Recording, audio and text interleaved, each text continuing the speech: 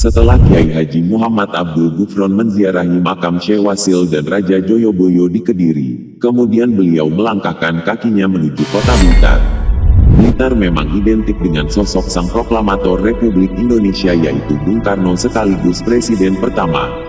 Selain makam Bung Karno, kota ini juga mempunyai peninggalan lain seperti komplek rumah tua atau dikenal dengan Istana Gebang tempat Bung Karno ketika masa kecil.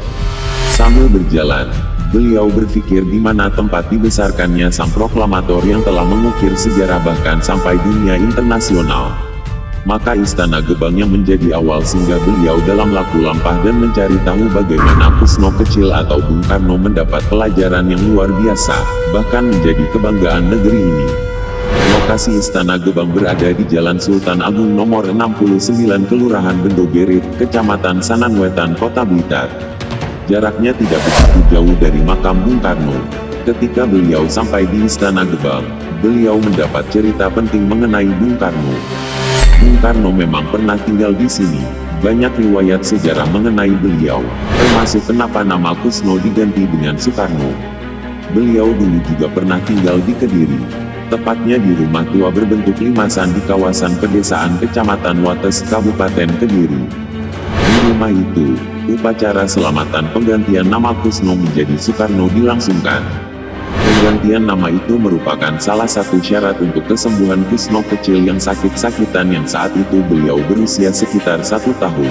Syarat tersebut diberikan oleh orang pintar, bernama Raden Mas Mendung di Kecamatan Kabu Jombang yang ditemui ibunda sewaktu ayah Kusno pindah tugas sebagai guru di Jombang. Nama ibundanya yaitu Ida Ayu Nyoman Rai. Sedangkan Mas Mendung ternyata adalah nama samaran dari Raden Mas Panji Sumosewojo, yang ibunya masih merupakan kerabat dari ayah Sukemi, kakek Bung Karno. Namanya diganti menjadi Karno, mengambil nama tokoh dalam pewayangan Baratayuda, Karna, dan kemudian ditambahkan awalan, Su atau Su, dalam ejaan lama yang berarti, baik. Di rumah itu, di bawah bimbingan Sumosewojo, Bung Karno memperdalam kemampuan berpidato yang banyak dia dapatkan dari Hos Cokro Aminoto di Surabaya. Sumosewojo sendiri adalah ketua syariat Islam Kediri. Sedangkan di Istana Gebang ini, Bung Karno banyak mendapat pendidikan tentang adat dan kebiasaan orang Jawa, sehingga kultur Jawa beliau sangat kuat. Makam Bung Karno di Blitar, merupakan komplek makam Presiden pertama Republik Indonesia.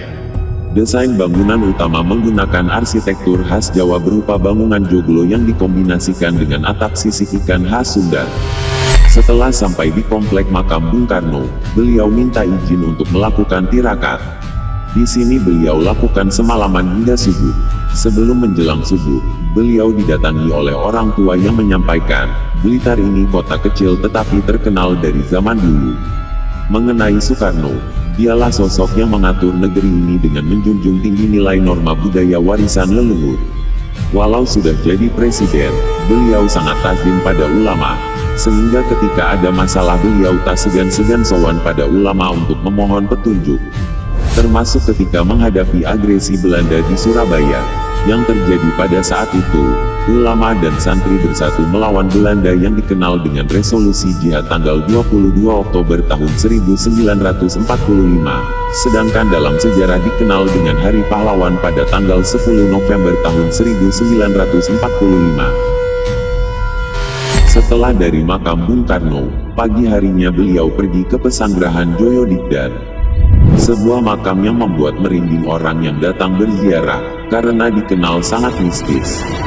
Dari cerita yang beredar, jasad tersebut harus digantung, karena bila dimakamkan dengan cara dikubur, maka akan hidup kembali.